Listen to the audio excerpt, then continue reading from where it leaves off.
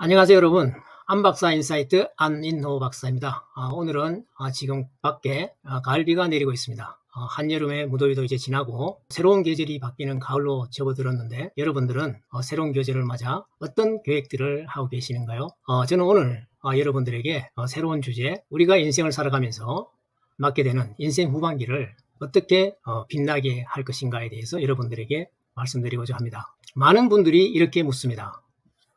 사람들은 왜 여행을 좋아할까요? 풍경이 좋아서 그럴까요? 아니면 여행지에서 맛있는 음식을 먹을 수 있어서 그럴까요? 그렇지 않으면 잠시 일상을 벗어나기 위해서 사람들은 여행을 가게 되는 것일까요? 물론 제가 앞에서 말씀드린 얘기들도 다 맞습니다. 하지만 그보다 더 깊은 이유가 있습니다. 왜냐하면 인간의 본성 안에는 늘 변화를 지향하는 욕구가 존재하고 있죠. 말하자면 같은 곳, 같은 사람, 같은 일상만 반복하면 지루하고 답답하게 되죠. 그래서 우리는 여행을 통해서 새로운 것을 경험하고 새로운 활력을 불어넣게 됩니다.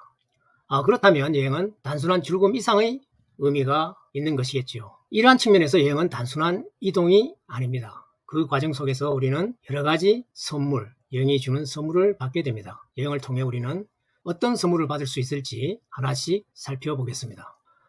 그 첫 번째 하나가 마음의 치유라고 볼 수 있는데요. 우리는 여행을 통해서 스트레스가 풀리고 기분이 좋아지는 경험을 하게 됩니다. 다음으로 두 번째는 무엇보다도 중요한 건강이겠죠. 여행은 자연히 걷고 움직임을 동반하게 됩니다. 걷고 움직이면 우리 몸이 반응하면서 달라지게 됩니다. 세 번째로는 관계라고 할 수 있습니다. 우리는 보통 여행은 다른 사람과 같이 하게 되는 경우가 많죠. 우리는 여행을 통해서 다른 사람과 함께한 추억은 평생의 자산이 된다고 볼 수 있습니다. 그것은 영원한 관계로 발전하게 될 수 있죠. 마지막으로 들 수 있는 것은 자기 발견이라고 할 수 있습니다. 우리는 여행지에서 또 낯선 곳에서 평상의 내가 아닌 새로운 나를 발견하게 됩니다. 저 역시 여행을 통해 이런 선물들을 많이 경험하고 받았습니다. 그럼 지금부터 제가 직접 경험했던 여행 속 이야기들을 몇 가지 들려드리겠습니다. 저는 지금 저희 유튜브에서 산티아고 순례길 과정을 편집해서 올려드리고 있는데요. 지난 3월 산티아고 순례길을 올랐었습니다. 산티아고 순례길은 여러분도 아시다시피 800km가 넘는 아주 장거리 트레킹 여행입니다. 가다 보면 어려움도 많이 만나고 또 우리가 평소에 생각하지 못했던 체력적인 부분이라든가 여러 가지 문제를 부딪히고 또 그것을 해결하면서 순례길을 지속하게 됩니다. 전에도 제가 몇 번 말씀드렸지만 처음에 산티아고 순례길을 준비하면서 저는 여러 가지 준비물을 준비했었는데요. 이것저것 저 나름대로의 생각과 그리고 여러 가지 채널을 통해서 얻은 지식을 통해서 제 나름대로 필요한 것들을 이것저것 챙겼습니다. 그러다 보니 짐은 자연히 무겁게 되고 그것이 현지에서 트레킹을 하고 걷는데 상당한 고통으로 다가왔습니다. 그래서 결국은 불필요한 것은 버릴 수밖에 없었죠. 그때 저는 알았습니다. 이것이 인생과도 같은 것이구나. 우리가 많이 가지려고 할수록 자연히 짐은 무겁게 되고 또 불필요한 것을 하나씩 버릴 때 가벼워진다는 것이죠. 어떻게 보면 단순한 의미인 것 같지만 또 한편으로 보면 나름의 어떤 깊은 의미가 있다고 볼 수 있습니다. 즉 비울수록 자유로워지고 우리가 추구하는 행복에 점점 더 가까워진다는 것입니다. 이렇게 순례길은 제게 비움의 지혜를 가르쳐 주었다고 볼 수 있습니다. 그런데 저는 또 다른 여행에서 조금 더 다른 제 나름의 성찰을 얻게 되었습니다. 순례길이 끝나고 저는 프랑스 남부를 한 달 가까이 여행을 하게 되었습니다. 주로 기차로 조그마한 도시에서 큰 도시까지 또 시골 마을에까지 두루두루 거치면서 다녀보았습니다. 이동을 하면서 여러 사람들을 만나고 또 여러 풍물을 경험하게 됐죠.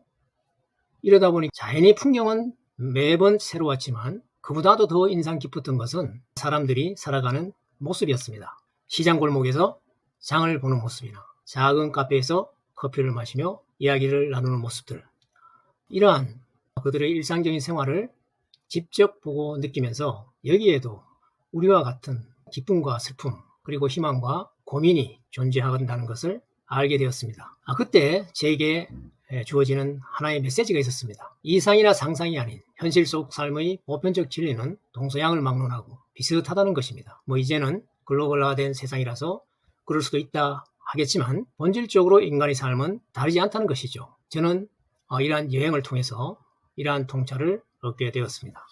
다시 말하면 여행은 새로운 풍경을 보는 것에서 끝나는 게 아니라 거기서 생활하는 사람들의 삶 속에서 보편적 진리를 발견하게 해준다는 것입니다. 또 다른 예를 하나 들어보겠습니다. 저는 프랑스 남부에 있는 루르드 성지를 방문하게 되었는데요. 여기에서는 또 다른 차원의 깨달음을 얻었다고 생각합니다. 종교적 여행은 단순한 관광을 넘어 영혼을 치유하는 여정이 될 수 있음을 또한 배우게 되었습니다.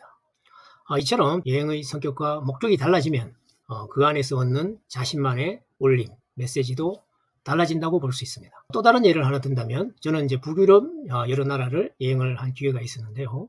여기에서는 자연 앞에서의 겸손함과 인류의 위대함을 동시에 느낄 수 있었습니다. 북유럽에서 피오르드의 웅장한 풍경을 보면서 그 앞에 서 있는 제 자신이 얼마나 작은 존재인지도 느끼게 되었고 동시에 겸손해지는 제 자신도 발견하게 되었습니다. 그러면서 또 한편으로 대자연의 장엄함 앞에서는 인간으로서의 한계를 느끼지만 동시에 인간이 이 자연과 더불어서 함께 문명을 일구는 데 대한 우리 인류의 위대함도 느꼈습니다. 이렇듯이 각각의 여행은 저에게 색다른 교훈을 주었습니다. 그런데 여행이 주는 또 다른 중요한 교훈이 하나 있었는데 그것은 바로 쉬어가는 지혜였습니다.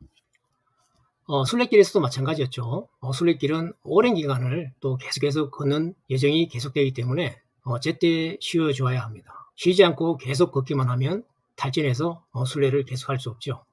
우리 인생도 마찬가지입니다. 젊을 때는 앞만 보고 달리죠. 그러나 어느 정도 인생의 후반기에 도착하면 멈추고 쉬어야 합니다. 멈추고 쉬는 방법은 다양할 수 있죠. 여행이 될 수도 있고 또 종교생활이 될 수도 있습니다. 일주일에 하루쯤은 마음을 내려놓고 자신을 돌아보는 시간이 필요합니다. 이것이야말로 우리 인생의 후반기를 더 지혜롭고 여유롭게 만드는 길이라고 저는 생각합니다. 쉬어가는 지혜와 더불어 우리 인생 후반기를 후회 없이 또 여유롭게 살기 위해서는 꼭 필요한 것이 있습니다. 그것은 바로 자기가 원하는 것, 하고 싶은 것을 미루지 않고 곧바로 실천하는 태도라고 할 수 있습니다. 많은 사람들이 마지막 순간에 후회하는 것이 있다고 합니다. 그것은 바로 자기가 원했지만 못 해본 것에 대한 후회라고 합니다. 그러니 이제는 미루지 말고 하고 싶은 것은 리스트로 만들어 보십시오. 이른바 소위 말하는 버킷리스트입니다. 나쁜 것만 빼고 하고 싶은 것은 하나씩 리스트를 만들어 실천해 보십시오. 그 과정에서 우리 인생은 더욱더 풍성해지고 또한 스스로의 만족과 함께 자신감도 더 높아질 수 있습니다. 버킷리스트가 우리 인생을 풍성하게 만든다면 그것을 제대로 실천하기 위해서는 또 하나의 지혜가 필요합니다. 그것은 바로 좀 전에도 제가 잠깐 언급했던 비움의 지혜입니다. 우리가 젊을 때는 채우기 위해 노력했고 또 채우면서 살아왔습니다. 돈과 명예, 또 각종 물건들, 그리고 사람과의 관계. 그러나 이제는 채울 때가 아니라 비울 때입니다. 물건도 비우고 집착도 비우고 또 마음도 비워야 합니다. 그렇다고 해서 제가 여러분들에게 노인처럼 다 내려놓고 산속에 들어가라는 그런 얘기는 아닙니다.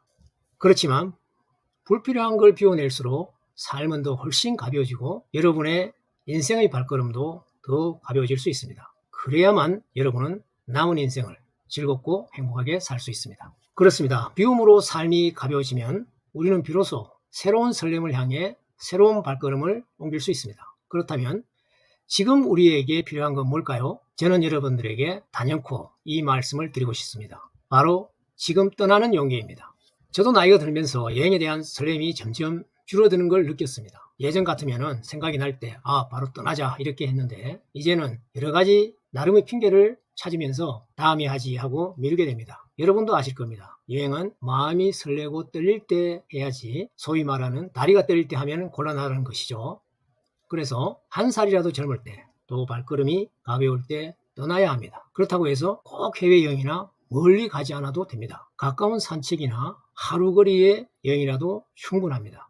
여러분들의 작은 발걸음이 결국은 여러분의 인생에서 큰 추억을 만들게 됩니다. 그렇다면 마지막으로 제가 오늘 여러분들에게 드리고 싶은 메시지를 정리해 보겠습니다.